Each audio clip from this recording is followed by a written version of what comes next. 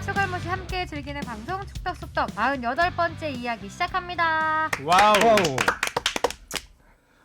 주시은 아나운서만 마스크를 했습니다. 네, 지금 제가 완전 100% 화장이 안 된 상태여서 여러분의 안구를 위하여 제가 안경과 마스크를 착용했습니다. 궁금증을 위하여 마스크를. 큰일 납니다.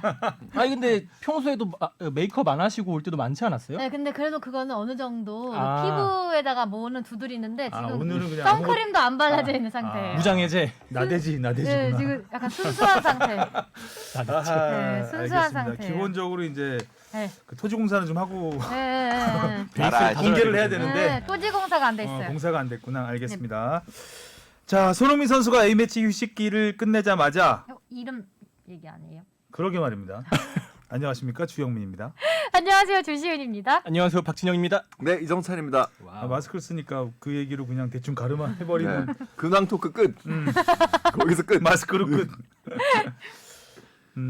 손흥민 선수가 A매치 휴식기를 끝내자마자 끝내주는 활약을 펼쳤습니다. 하지만 토트넘은 끝내 승리를 놓쳤습니다. K리그 우승 경쟁이 점입 가경입니다. 그리고 잔류 경쟁은 그야말로 악전고투가 이어지고 있습니다. 오늘은 뭐 크게 이 두 가지 소식을 이야기해 볼 텐데요. 아니 이제 좀 있으면 100회니까 청취자분들 100회 바라시는 이벤트를 게 자꾸 있을 수 하자고 하는데 책 보내드렸습니다. 와! 이 방송 들으실 때쯤에는 받지 않으실까 싶은데요. 그래서 저희가 드릴 거는 책밖에 없고 네. 책도 조만간 절판될 가능성이 높기 때문에 한정판. 리미티드 한정판. 일단 오늘이 98회. 네. 이제 다다음 주면. 네, 11월과 함께 저희 100회가 되는데 100회 날 무엇을 하면 좋을지 아이디어 있으시면 맞아요. 댓글 달아주시면 저희가 한번 참조를 100회 해볼 기념 거고요. 저희가 사실 할 수 있는 게 많지 않아서 뭐 내용적인 면에서 뭔가를 할 수 있었으면 하는 생각은 하고 있습니다. 재밌겠네요. 내용적으로 우리 박진영 작가가 열심히 한마디로 해가지고 돈 안 드는 걸 하겠다는 거죠. 네. 100회 99 지금까지 99회를 한번 하이라이트로 편집을 한번 맞아, 하이라이트로 편집을. 하이라이트를 편집을 네. 해서 우리는 하나당 그때 1시간만 쉬는 해도 건가, 99시간. 지금 그 눈동자가 엄청 흔들리네요. 아니 그거를 그렇게 재미없게 편집하면은 되겠어요? 딱 엑기스만 재밌게 딱 역대급 아재 개그 드립들. 그러니까 저도 네. 아까 그 생각했어요. 그러니까 오늘 그 주영민 선배가 끝내로 좀 약간 라임을 맞췄잖아요. 그래서 생각해 보니까 우리 아재 개그에 집착 안 한 지가 좀 됐다라는 생각이 좀 들었네. 원래 AZ 개그가 한때 네. 흥했고. 맞아요. 그걸로 어떻게 좀 살아나가 보려고 했는데 나름 좀 안정이 되니까 굳이 목을 안 매달아도 되겠다. 캘리포니아로 되겠더라고요.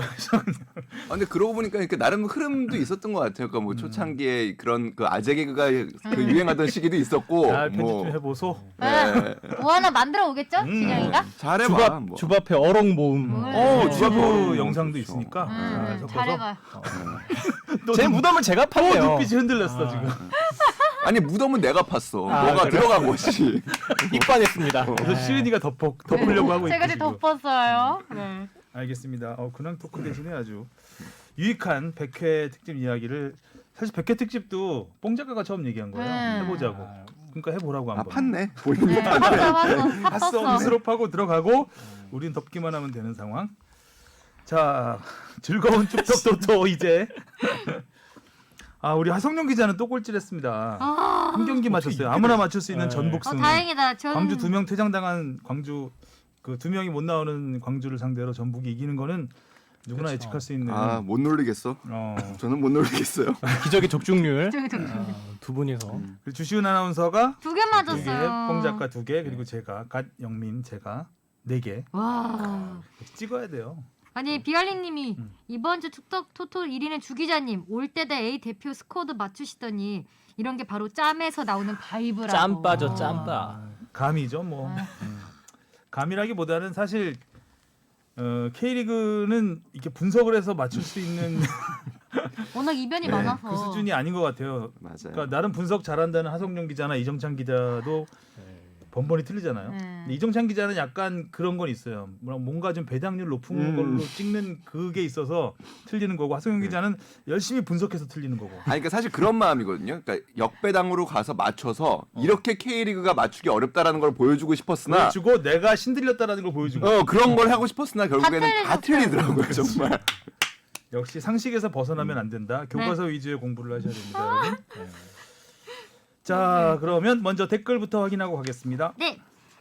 오뎅 장사님이 남겨주셨습니다.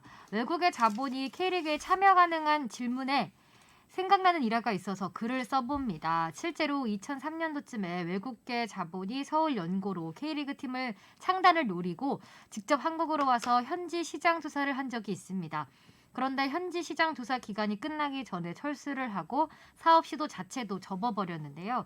그 이유가 조사 도중 알아낸 사실이 K리그는 수익 창출이 불가능해서 전혀 창단할 가치가 없다는 거였습니다.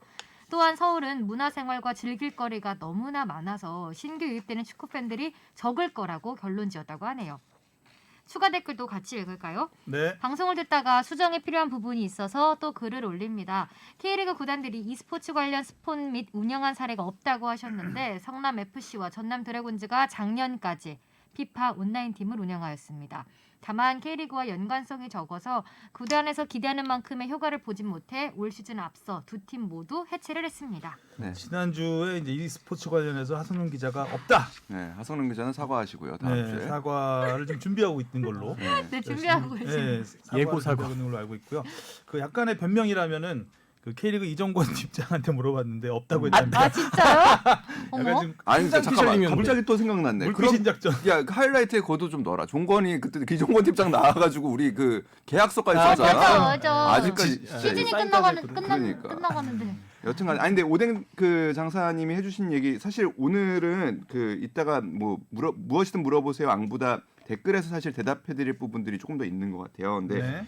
그 외국 자본이 2003년 뭐 이때만 있었던 게 아니라 지속적으로 사실 그 K리그에 노크는 하고 있어요. 그리고 이게 지금도 네. 그러니까 아. 가장 최근에는 2015년 경에 그 우리가 이제 그 맨시티로 대표되는 시티 풋볼 그룹 뭐 여러 시티들을 갖고 있죠. 그래서 전 세계에 그래서 이런 뉴욕시티 뭐. 네, 뉴욕시티, 요코하마 시티 뭐 이렇게 등등등등 시티들을 갖고 있는 시티 풋볼 그룹이 서울 이랜드의 운영, 그러니까 굉장히 많이 투자를 하고 좀 운영권도 같이 가지려는 협상도 이루어졌었지만, 서울시티. 예, 잘 이루어지지 않았던 사례가 있고요. 근데 그러니까 조금 그 오뎅 장사님이 알고 계신 거하고는 조금 다른 부분이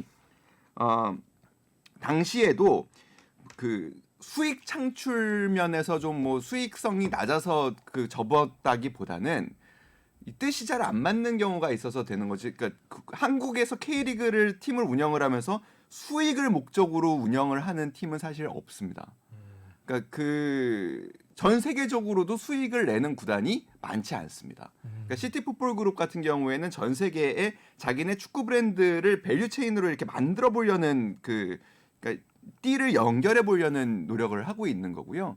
예를 들어서 뭐 카타르 같은 데에서 이제 투자를 하는 데도 있죠. 그런 데 같은 경우에는 또 어떻게 보면 그분들은 이제 자본을 통해서 국가의 이미지를 제고하는 부분도 노리고 있는 거예요. 결국에 그러니까 축구를 통해서 사우디 같은 나라가 네. 좀 그런 지난번에 뉴캐슬 맞죠.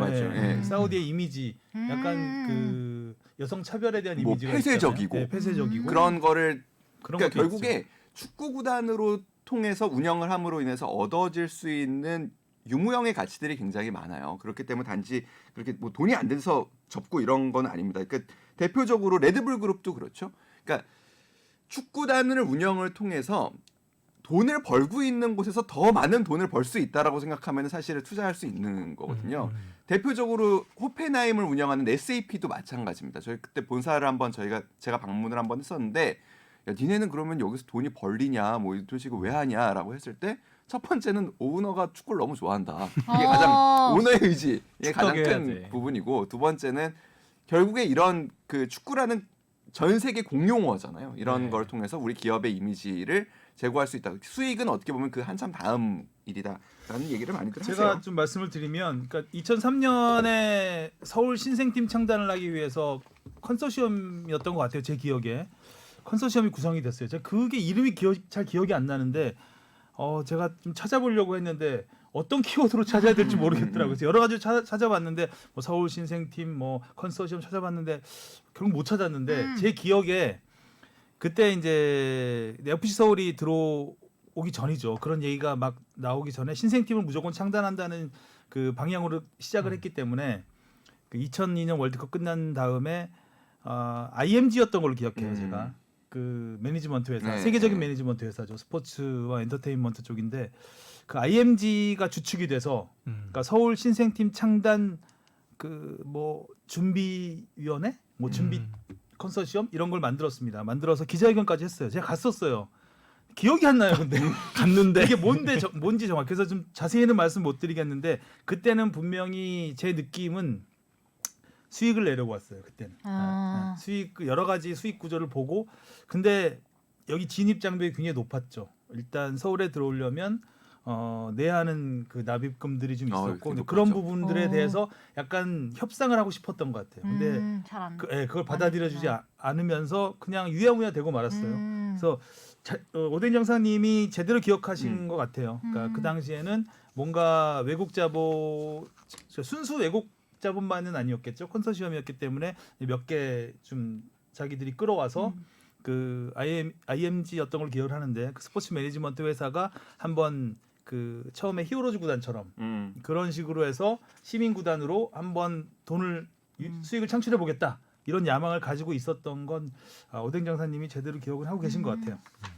그러니까 좀 K리그 지배 구조를 보면 좀 아쉽긴 하죠. 그러니까 뭐 위에서부터 보면은 그러니까 전북현대가 아시아 시장을 바라보고 좀 그 우리 축구단에 투자를 많이 하는 거는 가장 어떻게 보면은 K리그의 모범 사례에 가깝고 울산이나 포항 뭐 이런 기업들은 사실 B2B 기업이에요. 그래서 사실 축구단을 운영을 하는 게 기업 가치에 큰 영향을 사실 주지 뭐 선박을 팔거나 철강을 만드는데 사실 큰 영향을 주지 못합니다. 그래서 그런 부분이 좀 아쉽고 그 아이파크가 부산이 그러니까 어떻게 보면 정몽규 회장이 비행기 회사 항공사를 인수하려고 했던 것도 사실은 그런 부분하고 연계는 돼 있거든요. 그러니까, 요새 산으로 가고 있어. 네, 지금.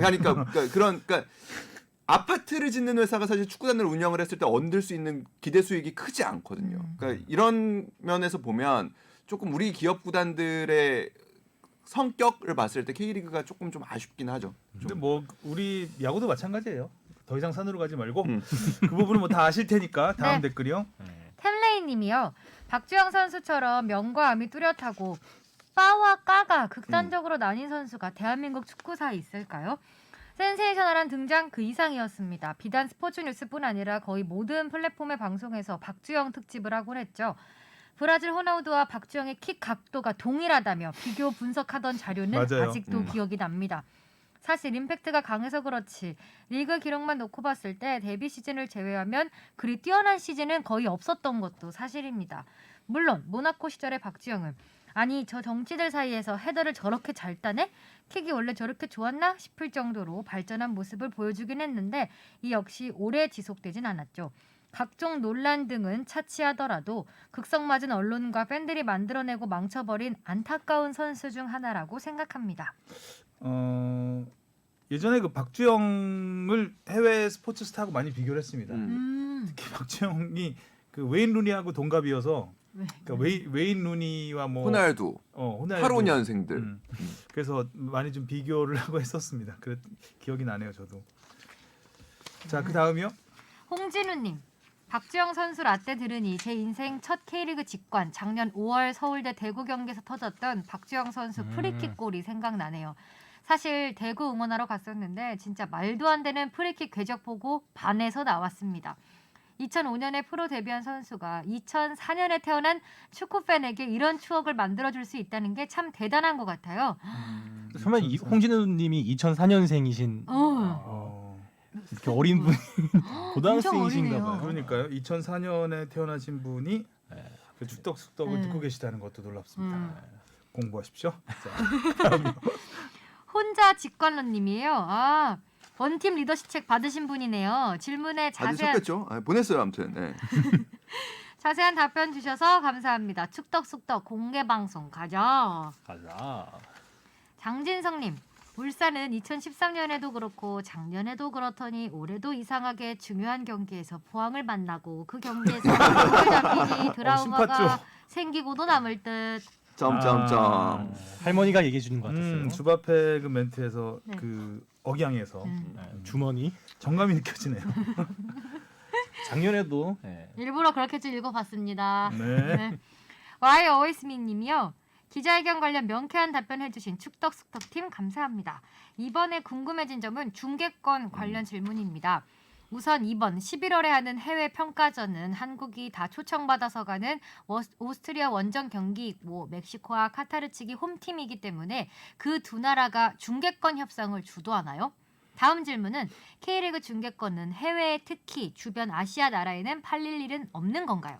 제가 알기로는 일본 J리그는 중동에서도 사갔다고 들었습니다. 동남아시아 쪽에서 아무런 소식이 없나요?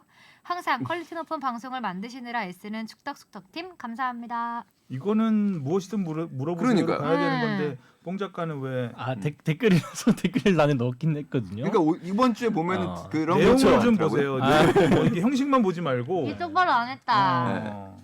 어떻게 그럼 이따 그 편집을 해서 뒤로 넘길까요? 아니면 그냥 할까요? 안 그럼 상관없어. 네? 물어보시든 네. 해. 지금 하고 가지 뭐. 네, 무엇부터 얘기할까요? 자, 일단은 그 중계권 Why 협상. Always Me 님이 얘기하신 부분 중에, 그러니까 우리가 지금 기사도 다 초청 이렇게 얘기를 하니까 사실 좀 개념이 혼재돼 있는데, 사실 초청이라는 개념은 뒤에 따라오는 개념이고요. 제일 중요한 개념은 호스트입니다. 호스트. 그러니까 누가 주최하느냐, 홈팀이 되는. 네, 어느 팀이 주최하느냐가 사실 중요한 부분이고, 그러면은 주최하는 팀은 뭘 일단 하는 거냐?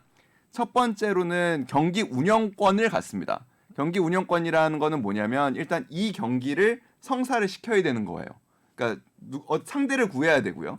그다음에 두 번째는 경기장을 빌려야 되고요. 경기장에 경기가 이루어질 수 있게끔 하는 운영을 하는 게 호스트입니다.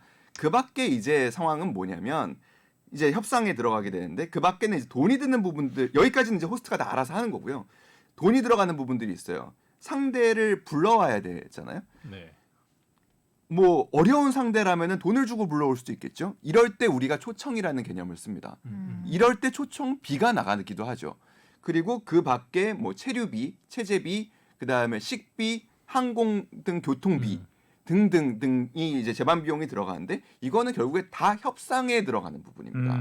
그러니까 이번에 열리는 A매치 같은 경우에는 우리가 초청을 받았다라고 보기는 조금 어렵고요. 아, 그렇죠. 호스트가 카타르와 멕시코입니다. 그러니까 이 두 나라가 주관하는 대회에 우리가 참가하게 되는데 초청비를 받거나 하지는 않고요.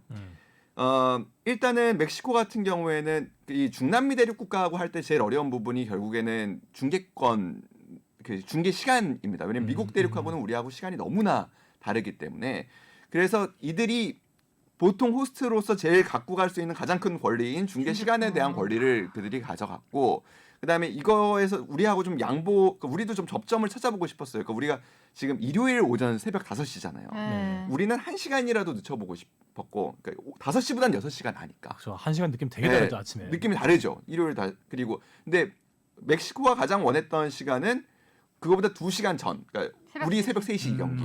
그러니까 그렇게 됐을 때 그들은 토요일 낮 1시 뭐 요 경기를 제일 원했던 거고. 근데 요런 걸 이제 협상을 해 가면서 그럼 이게 안 되면은 우리 비용적인 부분을 조금 더 해줘. 이런 협상들이 들어가는 거고. 이거는 굉장히 세부적인 내용이라서 공개할 수는 없다고 합니다. 네.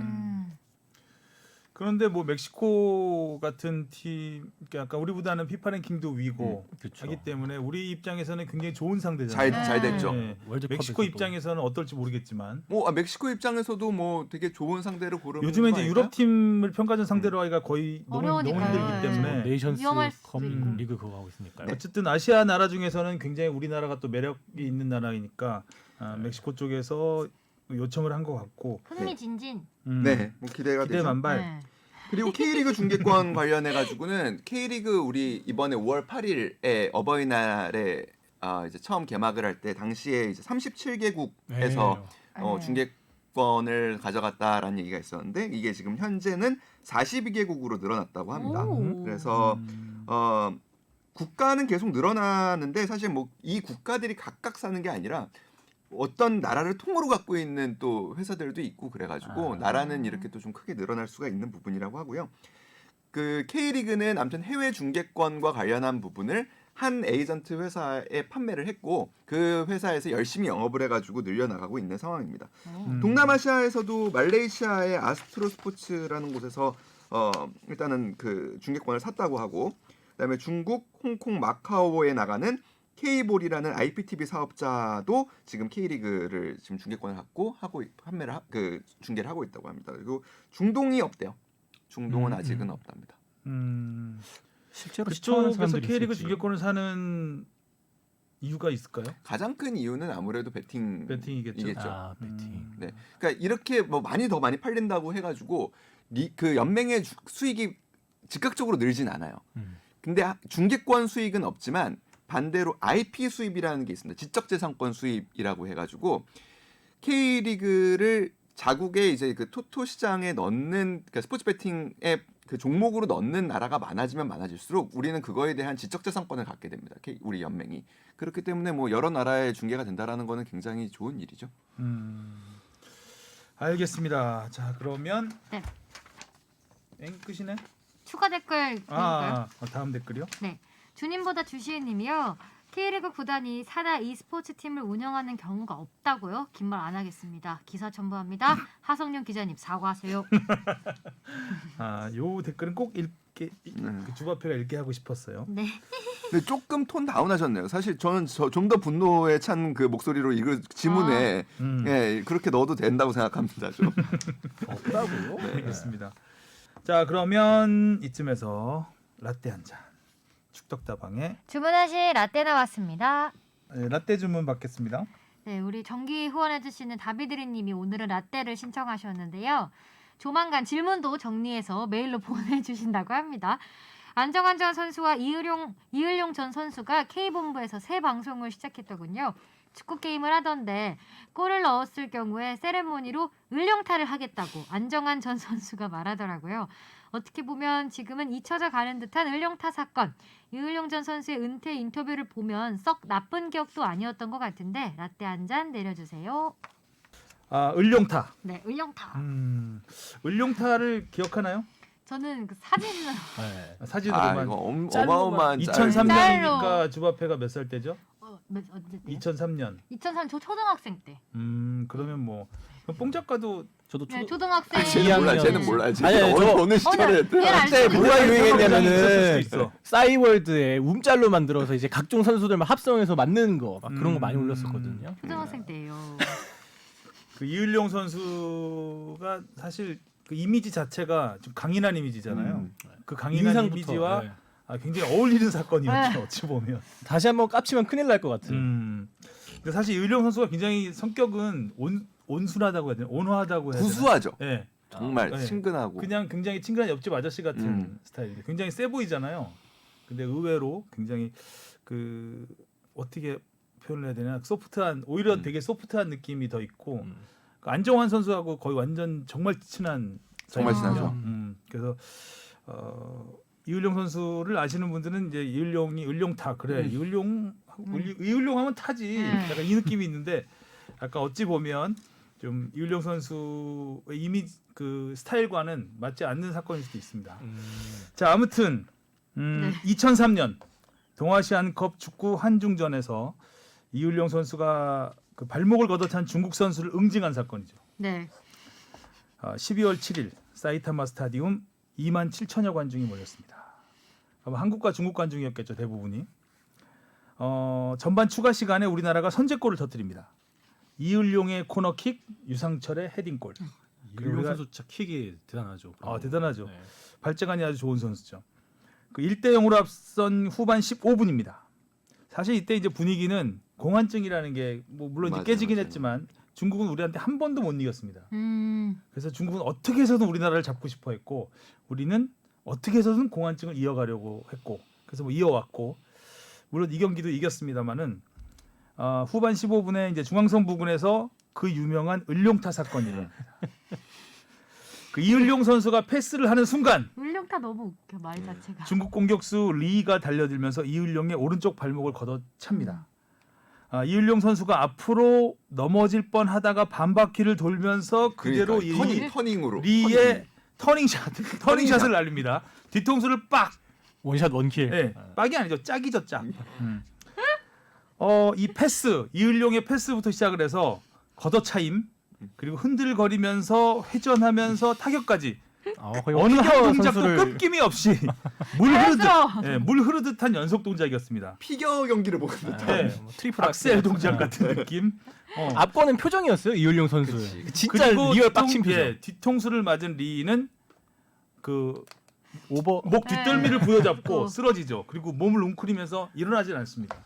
그 엄살 부리는 리를 지켜보는 그 꼬나보는 시선. 내려다보는 아, 근엄한 표정으로 내려다보는 그 준엄하게 꾸짖는 듯한 근데 표정. 한치 흔들림도 없다는 게 너무- 오른손 주먹을 살짝 쥐고 있습니다. 거기서 맞아. 그 맞을 때 장면도 유명하지만 그 쓰러지고 맞아, 나서 그게 위에서 너무 바라보는 그 장면이 네. 이제 카메라에 제대로 잡히면서 말죽거리 잔혹사의 한 장면을 보는 듯한. 그 예전에 이소룡 영화를 보면 상대를 쓰러뜨린 다음에 이제 아웃표 하면서 이렇게 고개를 살짝 젓는 싱하용. 그 배 왕자 딱 나오면서 이제 그런 여러 가지 합성 사진이 이제 막 그렇죠. 퍼져 나가면서 을룡터 사건이 거의 뭐 세계적으로 많이 화제가 됐죠.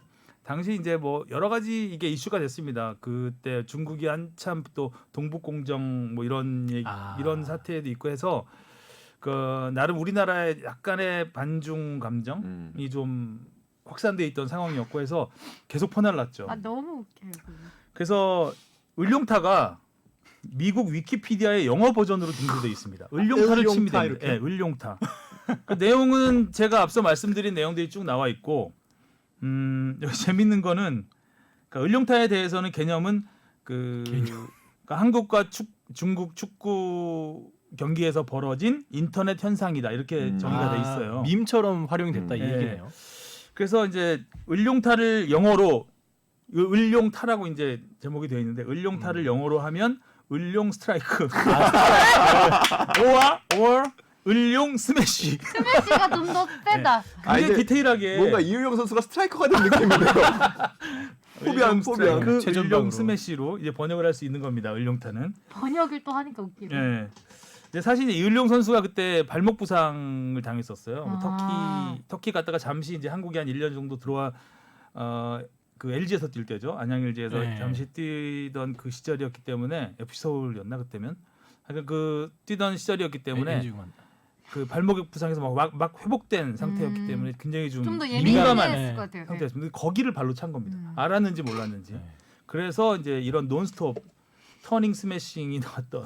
그리고 보니까 그때 경기 자체가 중국 선수들이 엄청 좀 아, 세게 나왔어요. 원래 네, 거칠어요. 원래 원래 거칠게 중국 하잖아요. 우리나라 가면 맞아. 굉장히 거칩니다. 그래서 경기는 우리나라가 1대0으로 이겼습니다. 결국. 한 명이 1대0으로 한명 퇴장당한 상황에서 1대0으로 이겼고 안정환 선수가 그 친구가 퇴장당하니까 내가 골을 넣어야 되겠다고 생각을 했는지 정말 잘 감아찼는데 골대 맞고 한번 튀어서 2대0이 될 수도 있었던 경기였죠.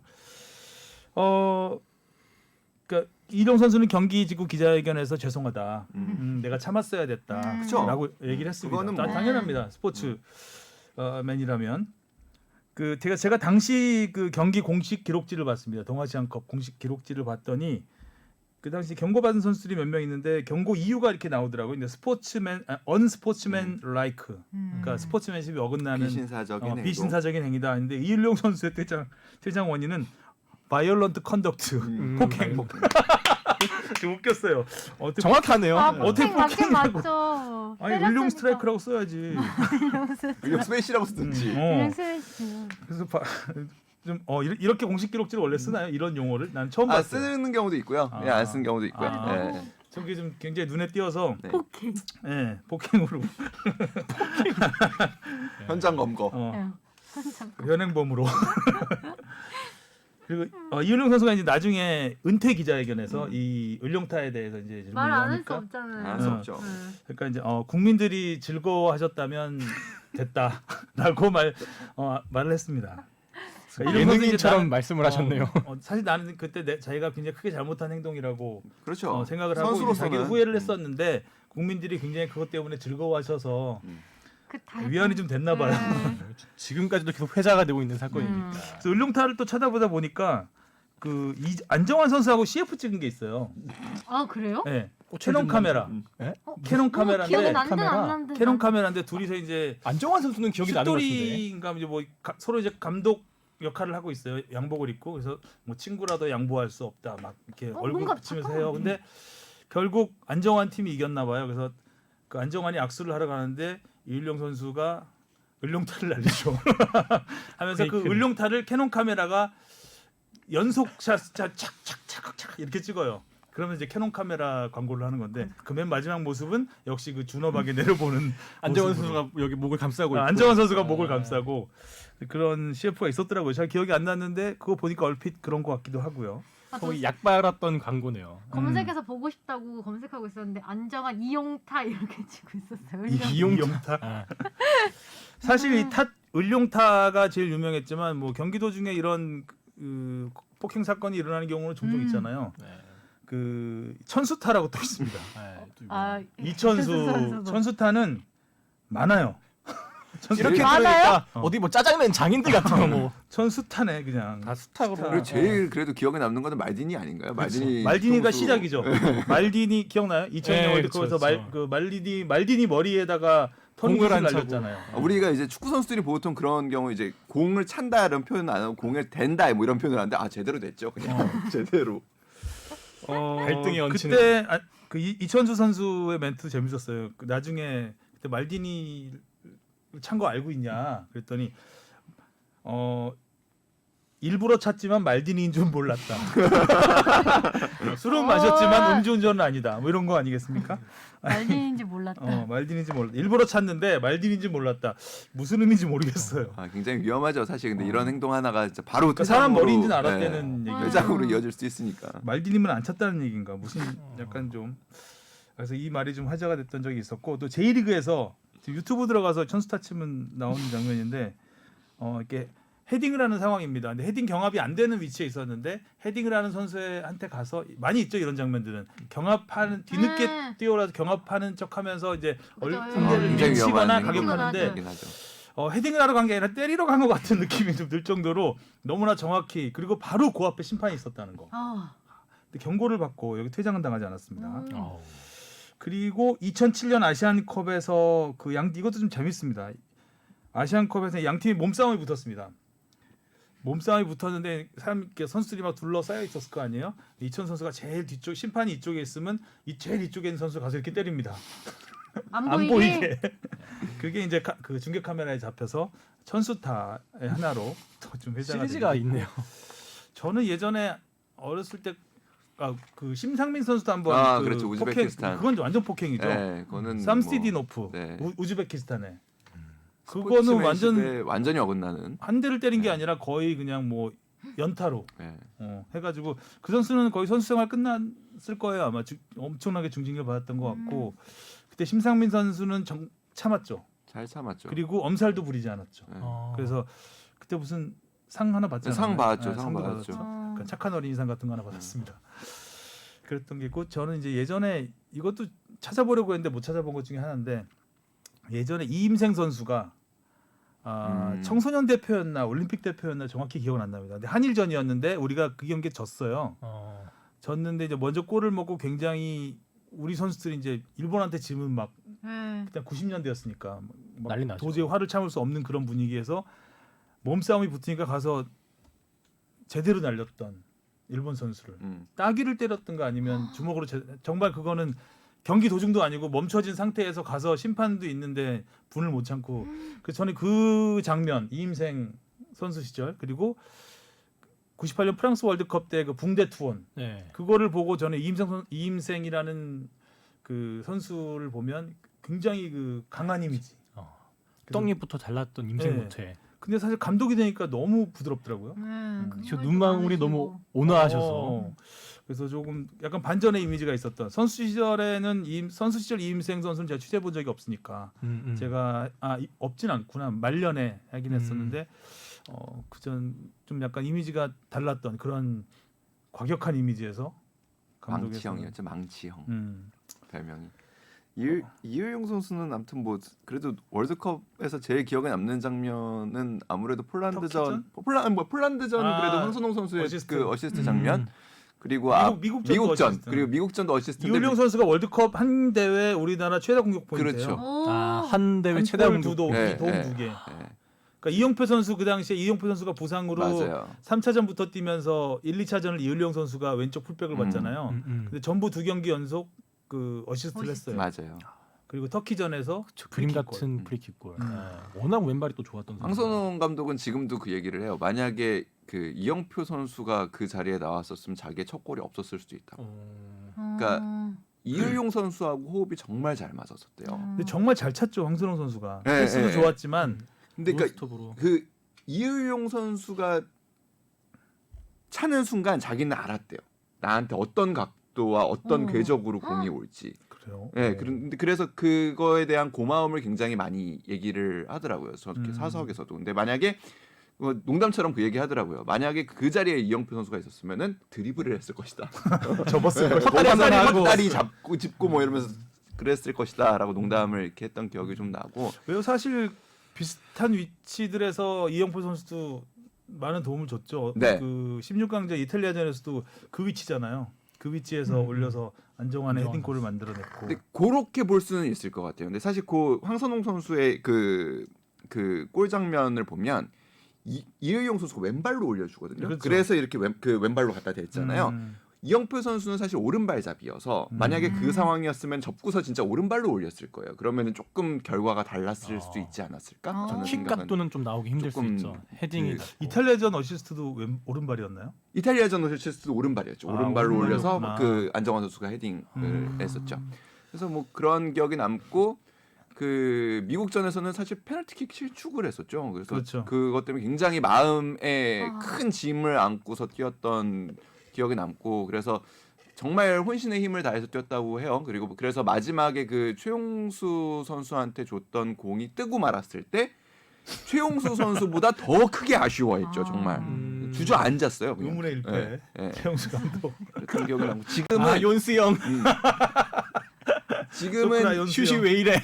아들이 또 축구를 하고 있죠. 이태석 선수가 오산고의 주장이었고 FC 서울 유스 팀이죠. 그리고 최근 또 좋은 뉴스가 예, 이번에 FC 서울에 이제 우선 지명이 돼서 내년 시즌부터는 이제 서울에서 뛸 수 있게끔 아버지에 이어서 이제 2대에 걸쳐서 서울에서 이제 몸을 담는. 기대 안 하고 묵묵해야 되는데 한간에 들리는 소리에 의하면은 진짜 기대할 만한 왼쪽 풀백이라고. 이태석 선수가 대놓고 얘기하더라고. 자기가 아버지보다 공을 잘 차는 것 같다고. 어머머머. 패기가 음.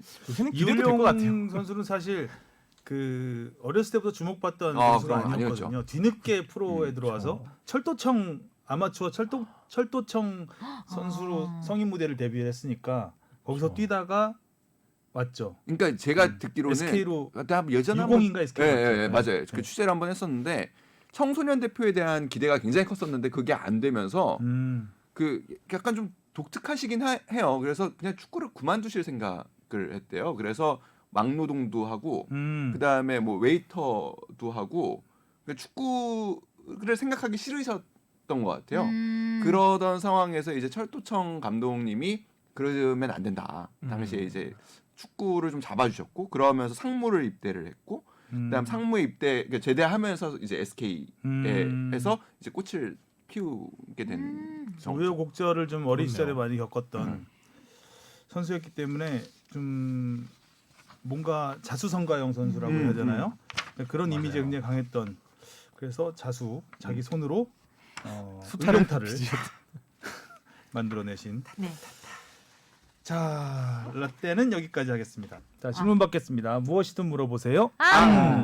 아름남 씨가 보내주셨는데요. 페널티 에어리어에 선수가 들어갈 수 있는 숫자 제한이 없는 걸로 알고 있는데 저 빨간 줄에 이 사진도 같이 보내주셨어요. 빨간 줄에 선수들이 쫙 서 있을 수도 있나요? 욕을 먹을 수는 있겠지만 절대 골은 안 먹힐 것 같은데 궁금해서 질문 드립니다. 하셨는데 이 선이 거기 말씀하시는 거죠? 바로 골대 골 라인. 저희 골킥 골대 라인? 찰때 골킥 이 선을 뭐라고 하죠? 페널티 박스 안에 있는 골문 딱 그 골. 그러게요. 골대 라인에 있는 네모. 아 이거 골 에어리어라고 하는 걸로 알고. 골 있어요. 에어리어. 예, 골 예. 에어리어. 예. 거기에 쭈루룩 서 있는 거. 나 축제랄이었던 거. 그 안 되죠. 당연히 골 먹힙니다. 왜냐면은 밀집 수비를 뚫는 그냥 정석 간단하잖아요. 그 아니 왜냐면은 일단은 이렇게 쭉 일렬로 쓰면은 측면이 뚫려요. 네. 측면이 뚫리고 측면에서 뭐 올라오는 거를 그냥 쇄도하면서 머리로 넣어도 되는 거고 그걸 못 들어가게 막는다고 하더라도 중거리 슛 몇 방이면은 이거 무너집니다. 가끔씩 그렇죠. 그런 예전에 골대 앞에 10명 쭈루루 세워놓는다는 얘기도 있었잖아요. 근데 안 하는 이유가 먹히니까. 네. 막 간접 프리킥 상황에서도 막 그렇죠. 골대 안에 막 다 모여 다 있어도 서 있어도 먹히잖아요. 이른바 이제 맞고 되져라 슛 같은 네. 거. 맞죠. 아니 실제로 그래가지고 그러니까 그 축구는 사실 골대가 굉장히 큰 편이고 그 맞아, 커요. 사람 대비 골대 크기가 좀 작은 게 아이스하키예요. 아이스하키는 또 골리들 장비도 있잖아요. 그렇죠. 그래서 한번 미국에서 한번 실험을 해봤었어요. 아, 스모 선수가 이 장비를 다 하고 만약에 하면은 맞아. 막을 수 재밌겠다. 있나? 못 막습니다. 진용진 어. 질문 같았어요. 네, 방금 전에. 유튜버. 그 조금이라도 그 틈이 생기면은 그거를 정교하게 다들 뚫어내기 때문에 못 막습니다. 안 된대요. 네. 다음 질문입니다. 윤 실장님, 이 제목도 읽어드릴까요? 네. 안와 미쳐버리겠네 라고 미쳐버리겠네. 보내주셨는데요. 포항에서 울산으로 갈아탄 17년차 울산 찐팬 윤 실장입니다. 어제의 충격에서 헤어날 수가 없네요. 도대체 뭘 더 어떻게 해야 하나요? 방법 좀 알려주세요. 우승하기 정말 힘드네요. 전북은 근 10년 동안 설렁설렁 쉽게 우승하던데 왜 우리 팀만 이렇게 힘들어야 하나요? 질문인가요 이게? 아니 그러니까 제가 볼 때 그 박진영 작가가 편집을 잘못했는데 그냥 그 이메일로 온 거는 무엇이든 물어보세요 항에 넣었고 네네네. 댓글 맞아요, 단 맞아요. 거는 그렇게 한 거예요. 이거를 이렇게 그런 건 편집을 바꿔야지. 이메일로 물어보세요도 바꾸든가. 확 문다. 이걸 어떻게 말씀해 앞으로 조금 더 정교하게. 울산의 우승 방법 물어봤었습니다. 이거 어떻게 말해드릴 수가 없죠. 네, 이거 몰라요 저는. 골문 앞에 몇 명 세워야 되나요? 저는 모르겠어요. 아니, 저 많이 올해 속상하시겠다. 아니, 개인적으로 속상한 정도가 아니죠. 저 개인적으로 올해 아니, 그리고 울산 포항에서 울산으로 갈아탔다고 하면 이거는 월북하신 거거든요. 쉽게 말씀드리면. 근데 이게 참 그렇게 어려운 결정을 하셨는데 그니까요. 포항만 만나면 근데 올해는 잘했잖아요. 포항 만나서 나름 네, 올해 다 이겼죠. 두 번 이겼죠. 네, FA컵도 좋았고. 네, 그래서 어쨌든 가슴이 많이 아프실 것 같습니다. 그래도 또 이번 주가 있으니까 네. 이번 그렇죠. 주가 정말 중요한 경기니까 맞아요. 더 미칠 수도 있죠. 이 악물고 해야 돼. 매일에서 아픔이 많이 느껴지네요. 힘내세요. 이걸로 답변을 대신하겠습니다. 네. 자 오늘의 이슈로 가보겠습니다. 손흥민 선수 얘기부터 해보죠. 아니 이제는 손흥민이 골을 못 넣으면 이상할 것 같아요. 이상할 것 같은 느낌이 들 정도로 맞아요. 손흥민이 나오면 당연히 예전에 그 메시가 나오는 경기는 다 메시가 골이 넣는다고 생각을 하잖아요. 맞아. 메시면 뭐 이런. 그래서 지금 끄덕이게 손흥민은 거의 뭐 그 수준까지 되지 않았나. 네. 경기 시작 45초 만에 네. 골을 넣었습니다. 케인이랑 진짜 호흡이 거의 찰떡이에요. 완전. 너무 좋은 것 같아요. 케인이 일단 손흥민도 손흥민이지만 케인도 잘. 그러니까 뭐 영국 언론들은 뭐 케인을 를 위주로 쓰질 수밖에 없죠. 대표팀 대한 주장이니까. 극찬으로 거의 도배를 했어요. 이 경기에 대해서 경기 승패를 어. 떠나서 케인에 대한 뭐 이번 경기에서 평점 10점도 받았고 네. 뭐. 토트넘이 비겼지만 되게 좋아지고 있다. 라는 음. 평가를 많이 했습니다. 이 경기에서 이제 손흥민 선수가 골과 도움을 기록하면서 잘했죠. 네, 잘했고 잘했죠. 이제 가레스 베일이 들어오면서 네. 손흥민이 나갔죠. 네 나갔죠. 그 이후에 정신 나갔죠. 망했죠. 나갔죠. 정신 나갔죠. 정신 아니, 나갔죠. 저는 이거를 전반 좀 보고 손흥민 선수 골 넣고 해리케인 선수 골 넣고 좀 이제 이 정도 페이스면은 골 더 맞아요. 넣겠다고 약간 안심하고 잤거든요. 경기력 자체가 진짜 그리고 좋긴 다음 했죠. 날 뉴스를 확인했는데 띠용? 이게 무슨 일이지라는 생각이었어요. 방심하고 잔 걸로. 네, 방심했죠 저도. 그러니까 주바페가 인용하는 여러 그 축구 어록 이런 것 중에 사실 그런 어록은 있어요. 그러니까 뭐 그런 거 맨날 하는 면이잖아요. 그러니까 비겨도 되는 경기가 뭐 제일 위험하다. 뭐 그리고 2대 0은 위험한 스코어다. 네, 뭐 이런 그렇죠. 얘기 있는데 3대 0은 위험하지 않은 스코어로 보통 알려져 있거든요. 네. 아니야. 근데 3대 0이 위험할 수 있다라는 거를 정말 보여준 근데 이런 경우는 저도 근데 잘 못 본 것 같아요. 10분 만에 이렇게 경기의 흐름과 분위기라는 게 그래도 있는데 어떻게 10분 만에 이렇게 바뀌는 그 제가 정신 차려라. 경기 분석한 외신 기사들을 경기. 몇 개 읽어봤는데 좀 근데 해리 케인에 대한 거의 극찬이 위주인데 그러니까 지난번에 한번 이정찬 기자가 공격수를 바꾸면 수비가 약해질 수 있다라는 얘기를 했잖아요. 이번이 딱 그런 케이스였던 것 같아요. 그러니까 외신에서 그 두 번째 골 난 다빈손 산체스의 네. 자책골 자책골. 이게 물론 이제 산체스가 자책골을 기록하면서 뭐 질타를 받았지만 사실은 그 전 장면을 봐야 된다는 거죠. 그 전 장면이 어떤 장면이었냐면 그 뭐 제가 그래서 그림으로 표현할 수는 없지만 모우라 선수가 있었고 그 앞에 볼을 가진 선수 앞에 모우라 선수가 있었어요. 모우라는 그 공을 뺏고 싶었어요. 뺏고 역습을 하고 싶었어요. 근데 모우라 선수 바로 옆에 왼쪽에 선수가 한 명 더 있었어요. 그리고 볼을 가진 선수 주변에는 모우라 말고도 다른 수비수가 또 옆에 하나 있었어요. 거기서 모우라는 꼭 공을 가진 선수를 볼 게 아니라 자기 왼쪽에 있는 선수를 봤어야 된다는 거죠.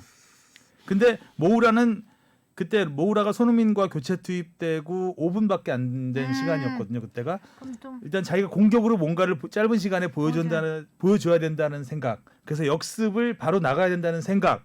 그래서 수비에 대한 집중력이 떨어지죠. 그래서 공만 보고 있었던 겁니다. 너무 시야가 좁아졌어. 그래서 자기 왼쪽에 있는 선수가 모우라의 뒤를 돌아 들어갑니다. 그러면서 그 공이 모우라 선수와 그 다른 수비수 사이로 나오는 공을 그 선수가 잡아서 준 걸 그 다빈손 산체스 머리 맞고 들어간 거예요. 그러니까 그 전에 모우라가 놓쳤다는 거죠. 근데 과연 손흥민이 거기 있었으면 이 선수를 놓쳤겠는가? 이런 패턴은 굉장히 많이 훈련하는 패턴이기도 하고 공격수가 수비에 가담했을 때 공보다는 차라리 옆에 있는 선수를 보는 그런 그 역할을 많이 하기 때문에 모우라는 자기 역할을 하지 못했다. 결국 손흥민의 교체가 부른 실점이다라는 분석을 했더라고요. 그래서 굉장히 공감이 됐어요. 네, 공감됐어요. 그래서 공격수를 바꿨을 때, 그러니까 후반 막판에 공격수를 바꿨을 때 수비에서 어떤 변화가 일어나는지를 완전히 제대로 보여준 경기였고, 또 웨스트햄 감독이 선수가 그런 얘기를 했죠. 손흥민이 나가면서 라인을 끌어올려야 되겠다고 생각을 했다는 거죠. 그러니까 공격에 더 불을 댕겨야 되겠다. 왜냐하면 손흥민이 없으니까 뒷공간에 대한 우려가 좀 줄어들잖아요. 그런 부분이 또 토트넘 수비에 대한 부담을 더 크게 했다는 거죠. 김도훈 감독도 참 유심히 들어요. 여기서 갑자기 그러니까 이기고 있다고 네, 해가지고 윤 공격수를 빼고 수비수를 넣는 게 굉장히 위험한 전술. 그걸 제대로 보여준 게 끝날 있어요. 물론 때까지 수비수를 넣은 건 끝난 게 아니지만. 물론 아니지만. 아유 답답. 여튼간에 그 올 시즌을 아무튼 손흥민과 해리케인에 관한 지금 기획 기사들이 굉장히 많이 나오고 있는데, 그러니까 우리가 뭐 그런 거는 이미 했었잖아요. 그러니까 손흥민과 케인이 서로 합작한 골, 그러니까 손흥민이 네. 케인의 골을 돕거나 케인이 손흥민의 골을 도운 게 이제 역대 28골로 현존하는 그 프리미어리그 어떤 그 듀오보다 많은 골을 서로 돕고 도왔습니다. 근데 오늘은 또 새로운 통계가 하나 나왔는데 두 선수가 함께 뛰는 동안에 나온 골이 122골이에요. 우와. 그러니까 두 선수가 함께 뛴 시간이 8천. 누가 넣었든 누가 넣었든. 팀이 넣은 예, 골. 아니. 두 선수가 함께 뛰는 시간에 두 선수가 넣은 골. 그러니까 골 두 어시스트. 선수가 함께 뛰고 있을 때 네. 그 해리케인은 78골을 넣고 손흥민 선수는 44골을 넣어서 122골을 둘이서 넣었는데 이거를 90분으로 환산을 하면 90분 동안 이 선수들이 만약에 다 같이 뛰었다고 했을 때 1.34골을 만들어내는 그 통계래요. 그러니까 이게- 토트넘 입단 이후. 그렇죠. 그럼 최근 한 3년으로 따져보면 굉장히 훨씬 높겠네요. 그러니까 역대 5,000분 이상을 함께 뛴 선수들을 통틀어도 그 해리케인과 손흥민이 이 듀오가 만들어내는 골보다 더 많은 골을 넣는 선수들은 없다라는 또 통계가 오늘 하나 나왔더라고요. 대단한 두 분이네요. 네. 보니까 뭐 약간 그냥 일단 패스 믿고 주면 어쨌든 골을 만들어내는 것 같아요. 맞아. 확실히 이 케인의 패스에서 믿음 같은 게 느껴지는 것 같아요. 그러니까 다른 선수들보다 아니 그런 훨씬 좀 첫골 같은 길게 맞아요. 네. 저 골을 어시스트를 엄청 어떻게 났죠. 하냐고요. 이게 그러니까 스트라이커가 이거는 그러니까 어떻게 뭐 보고한다기보단 이쯤 얘가 있겠지라는 네, 게 맞아요. 완벽히 머릿속에 있는 거죠. 근데 너무나 그러니까 공의 스피드, 손흥민의 스피드, 네. 또 수비 따라오는 수비수 그 공 못 쫓아가는 스피드 그걸 다 이게 계산해서 너무나 무슨 포선 뭐 어. XY 계산해서 하는 굉장히 것처럼 많은 훈련을 했을 그럼요. 것 같습니다. 그래서 또 제가 해리케인 분석한 걸 봤는데 해리케인의 원톱으로 나왔잖아요. 네. 근데 해리케인의 역할은 원톱 역할도 했지만 사실상 플레이메이커와 원톱을 그렇죠. 네. 그러니까 프리롤을 했던 거죠. 그거에 대해서 쓴 기사였는데 해리케인이 볼터치를 70번을 했습니다. 근데 웨스트햄 페널티 박스에서 볼터치한 건 단 2번이에요. 오히려 토트넘 페널티 박스 안에서 5번을 했어요. 그러니까 그만큼 많이 밑으로 내려오기도 했다는 거죠. 많이 그리고 내려왔네. 케인의 볼터치 70번 중에서 40%인 이 28번이 토트넘 진영, 중앙선 토트넘 진영에서 그만큼 많은 볼터치를 했고 뿌려줬다는 거죠, 공을. 그 첫 골을 넣은 그 상황도 그러니까 역습 상황에서는 케인은 뛰질 않아요. 역습 상황이 되면 양쪽 날개가 뜁니다. 손흥민과 베르바인이 뛰어요. 그리고 그쵸. 케인은 뒷공간으로 찔러주는 역할을 한 거죠. 워낙 그러니까 예. 플레이메이커 역할을 한 거예요.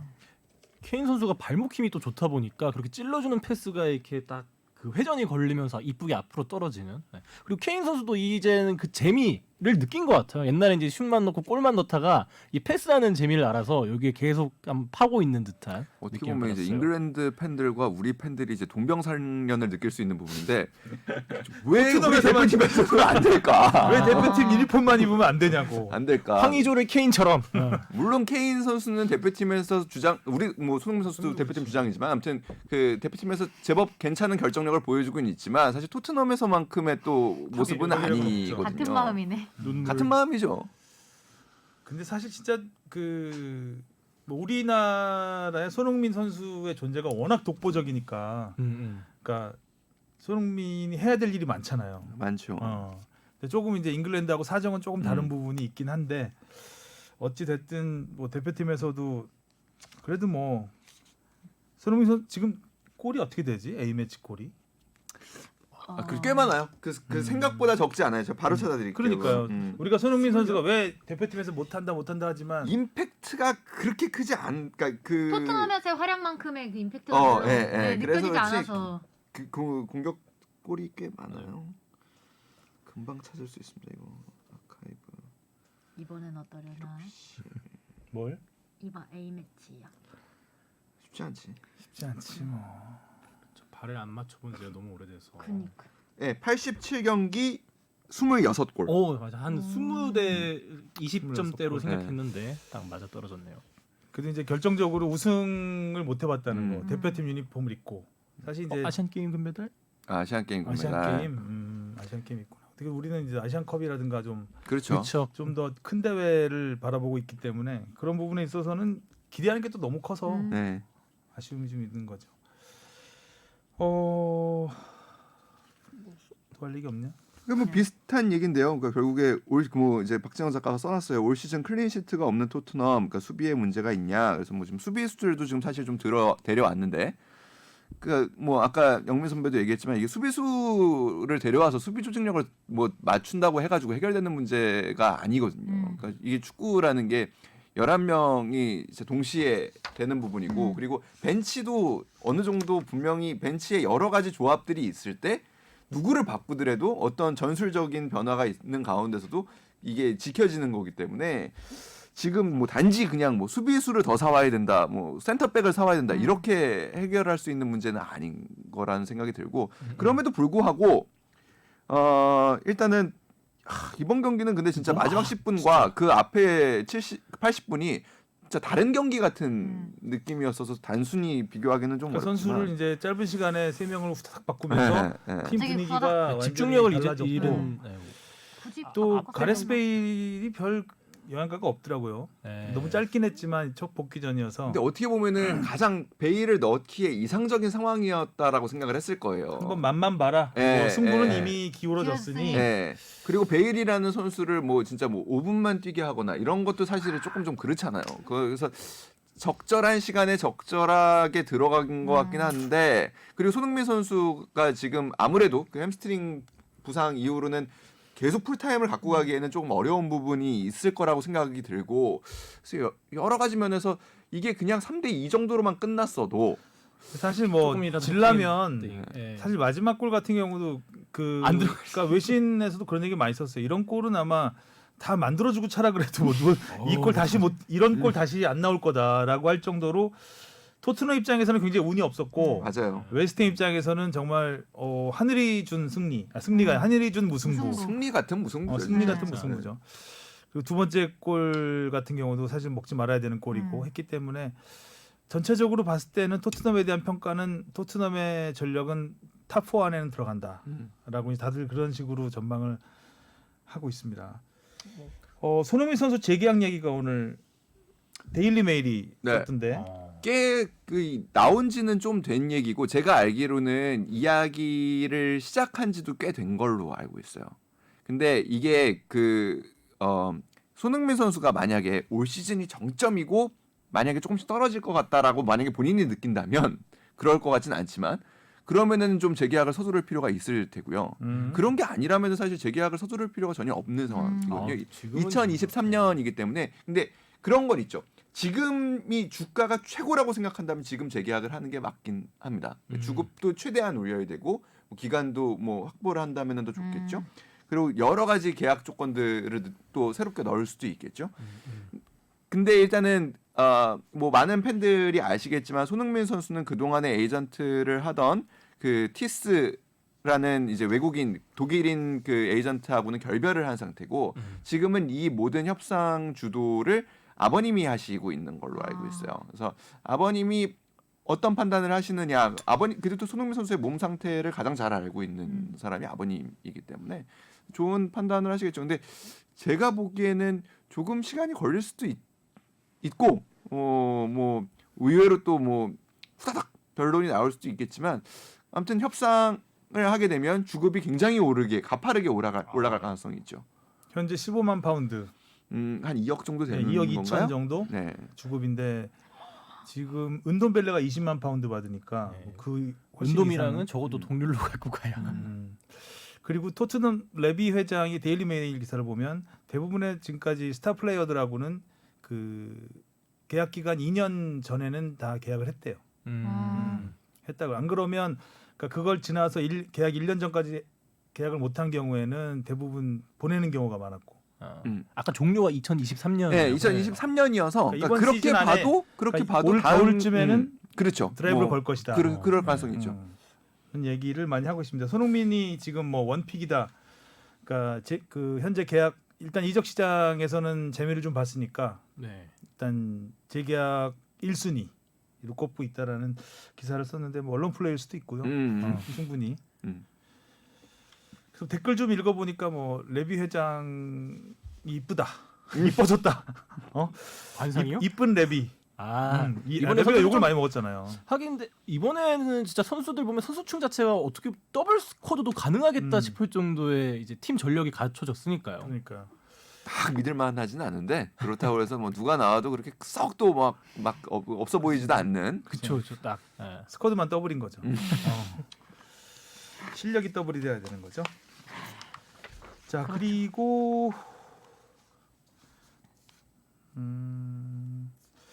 그리고 프리미어리그에서는 리버풀 얘기를 좀 해봐야 될 것 같아요. VAR. 리버풀이 비겼습니다. 에버튼하고 머지사이드 네. 더비에서 비겼는데 그 내용이 참 처참하죠. 리버풀 입장에서는 그렇죠. 뭐 일단 VAR 선수도 판정도 그렇고요. VAR 판정이 이제 결정적으로 그것 네. 때문에 무승부가 됐고 또 반다이크가 십자인대 십자인대 전방 파열이라. 십자인대 파열 최악의 경우 시즌 아웃까지 시즌 아웃이 지금. 될 수술을 해야 되니까 십자인대는 수술을 해야 되거든요. 그쵸. 물론 재활도 네. 할 수 있지만 그러니까 전 후방이 다 파열이 되면 그거는 뭐 한 1년 정도 걸린다고 봐야 되고 예전에 아마 이동국 선수가 전후방이 다 파열됐을 거예요. 그때 독일 월드컵 앞두고 네, 했던 월드컵 걸로 앞두고. 포항 시절에 그랬던 것 같은데. 보통 이제 그 혼자서 그 다리 꼬여가지고 되면 전후방이 다 나가는 경우가 많고요. 이번 같은 경우는 픽포드 골키퍼한테 완전 꼬였죠. 그냥 발이 꼬이면서 이제 뒤틀리는 경우이기 때문에 어느 정도 그냥 근력으로 좀 버텨준 것 같아요. 그래서 전방만 나가서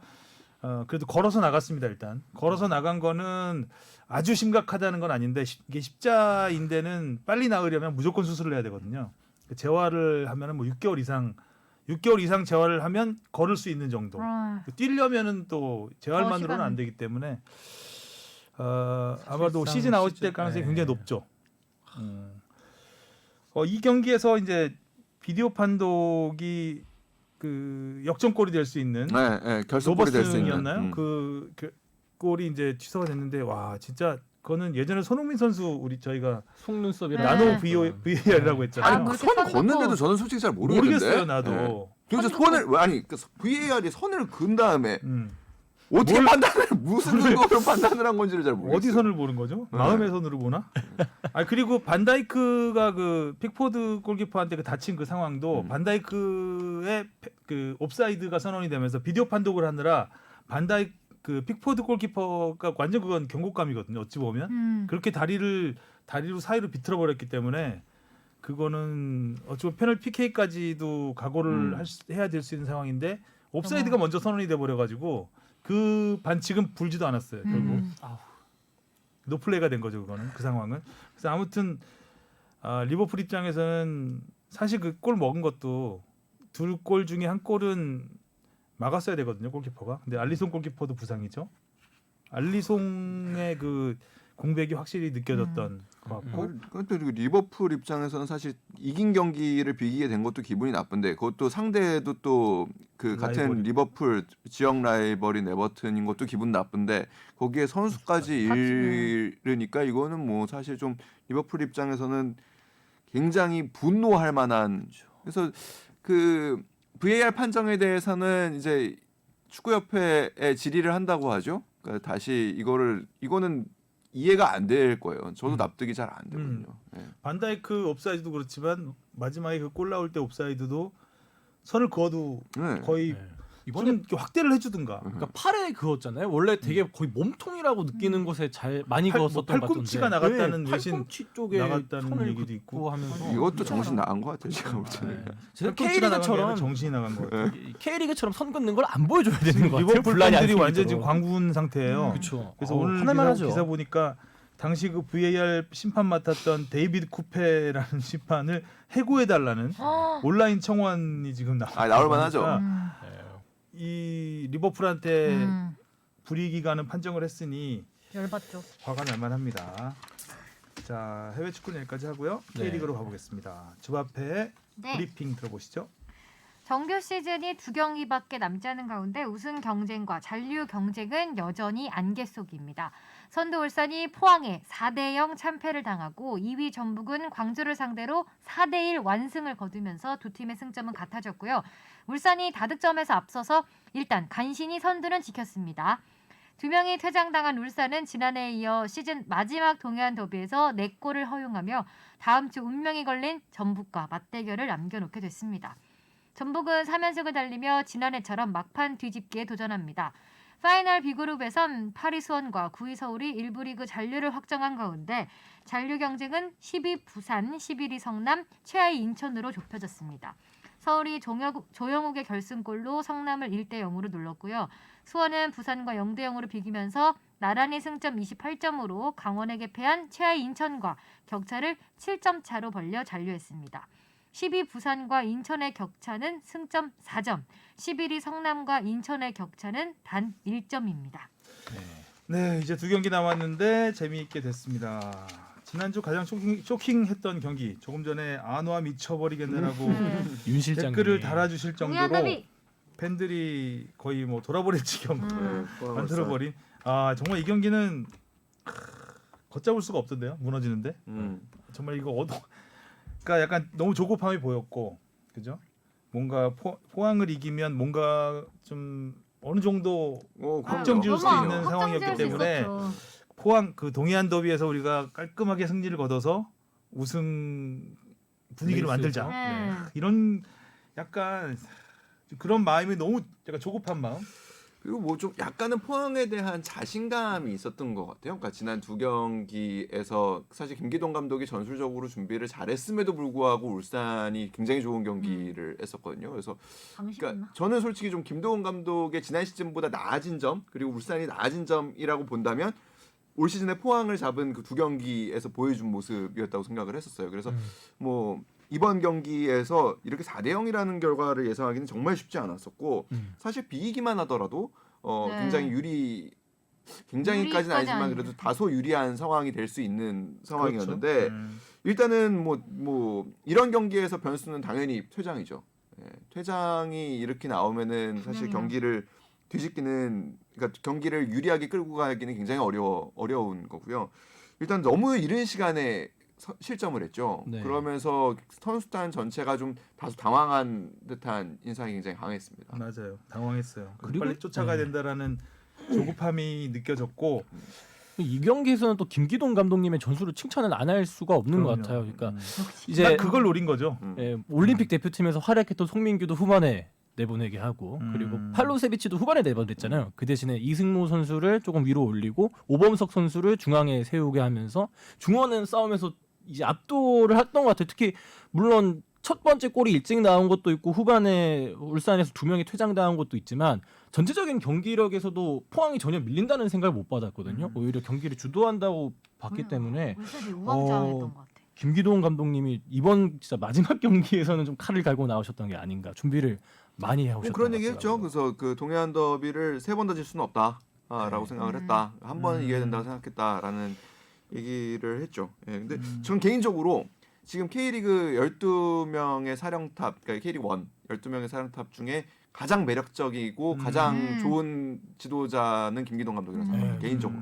기대가 많이 되는 게 이런 전술적인 것도 그렇지만 선수 동기부여라고 할까요? 그 제일 처음에 시즌 초반에 팔라시오스가 조금 헤매고 있을 때도 외국인 선수를 이렇게 잘 이끌고 나가면서 뭐 포지션도 바꿔 나가고 그런 과정에서 포항 전체적인 활력을 불어넣어 주는데 김기동 감독님이 진짜 많은 기본적으로 역할을 포항 하고 있지 경기는 않나. 막 재미가 없다 이렇게 막 느꼈던 적은 별로 없었던 네. 것 같아요. 그렇죠. 네, 재밌죠. 포항 네. 경기는. 이 경기에서도 스틸 타카 하성룡 기자는 포항을 참 칭찬을 많이 했는데 좋아하죠. 지난 경기 무승부 예측했나요?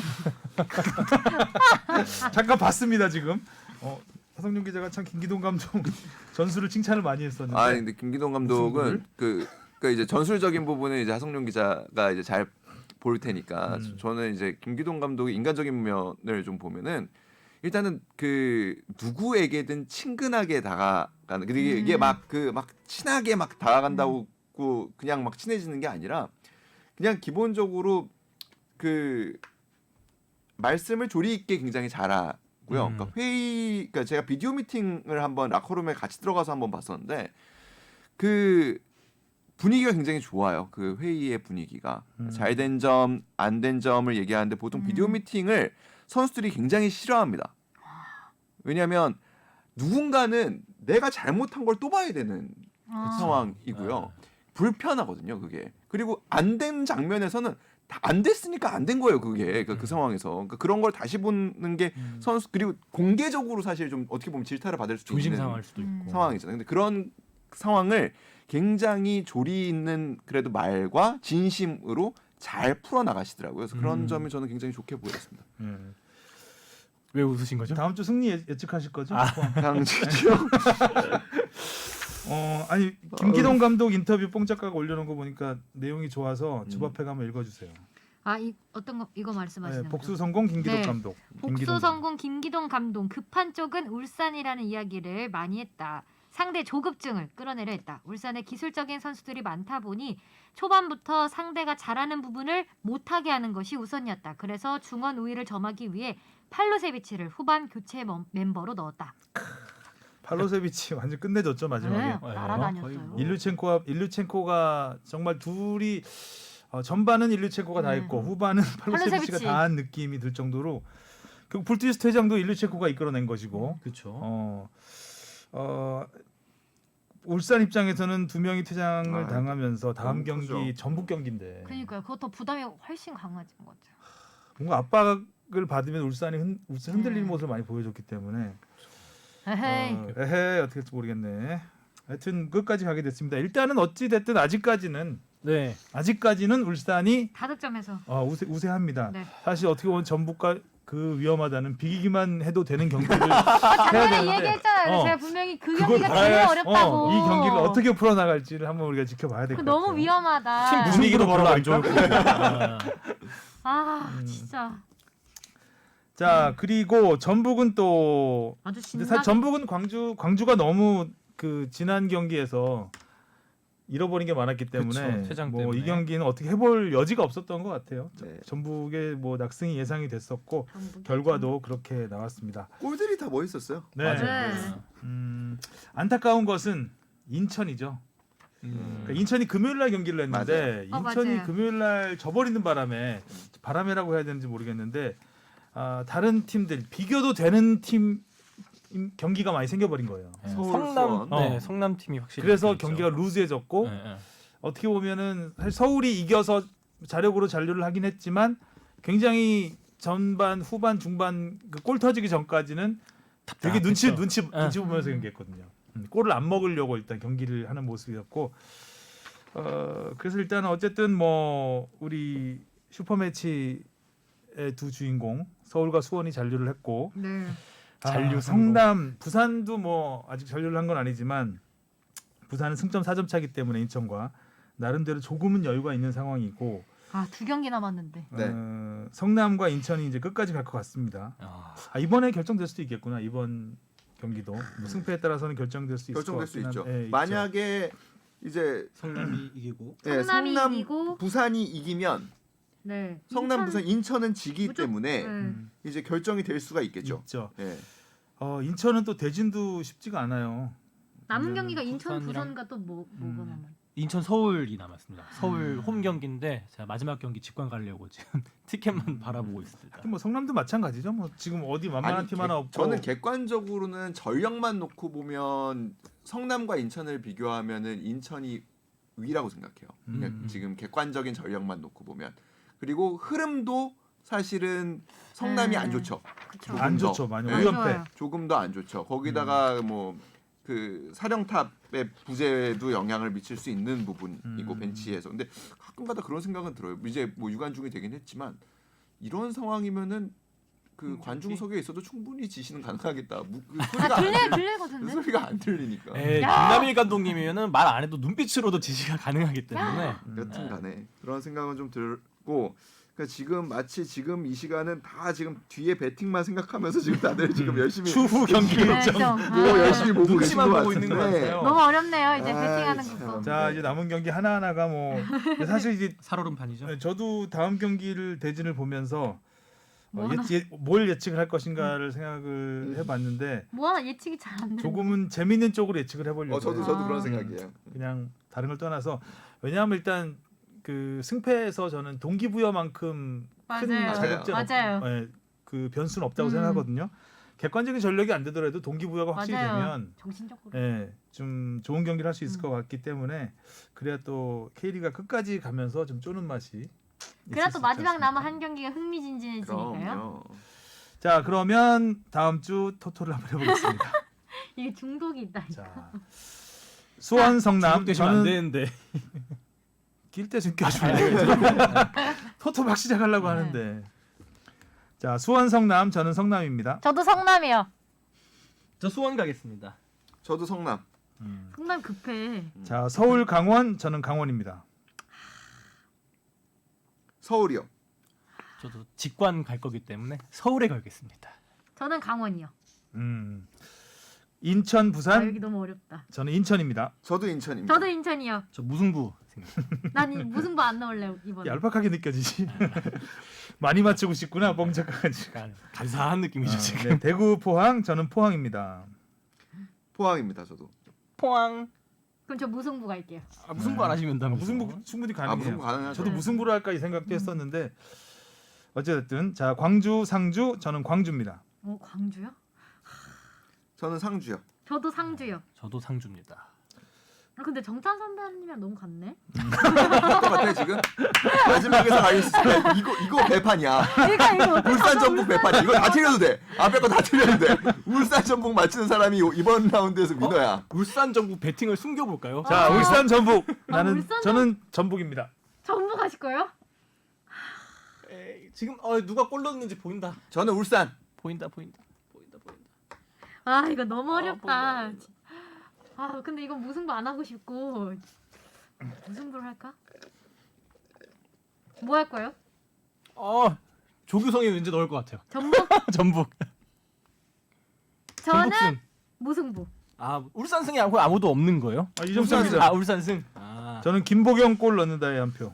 왠지 어. 조규성 선수가 이런 저는 되게 왠지 중요한 골 한 개 넣어줄 것 지난 같아요. 시즌처럼 둘이 무승부하고 이제 마지막까지 경기를 이제 진흙탕으로. 네 진흙탕으로. 아니 그리고 울산이 만약에 그러니까 뭐 어느 팀이 사실 여기서 이기는 팀이 우승할 가능성이 굉장히 높다고 그쵸. 저는 생각이 되긴 하는데, 여튼간에 울산이 챔피언의 자격을 증명을 하려면 여기 이겨야 이겨야 된다라고 돼요. 생각을 합니다. 그렇죠. 이런 맞아요. 중요한 경기. 증명하지 못할 거라고 생각을 하는 거죠. 저는 그걸 울산 포항에서 보여줬었어야 됐다고 생각했는데. 그렇죠. 그리고 네. 울산이 타격이 커요 지금. 네. 뭐 퇴장이 이렇게 있고. 항상 또 울산이 이 승부수다, 이 중요한 지점이다라고 느껴질 때마다 이렇게 항상 안 좋은 경기를 너무 가져가서 재밌는데? 이 경기는 진짜 기대되죠. 다음 그 안와 미쳐버리겠다님 어떤 댓글을 승리해도 꼭 댓글 달아주시기 바랍니다. 윤 실장님 대 저도. 윤 실장님 대 구찌님, 저희 댓글 아, 많이 달아주시는 울산 팬들 다 마찬가지일 거예요. 근데 또 일요일 날 마지막 경기네요. 울산 전북 경기가. 개콘 대신 보는 느낌. 재미있을 것 같습니다. 자 오늘은 여기까지 하겠습니다. 다음 주에 뵙겠습니다. 수고하셨습니다. 고생하셨어요. 고맙습니다. 다음 주에 뵐게요.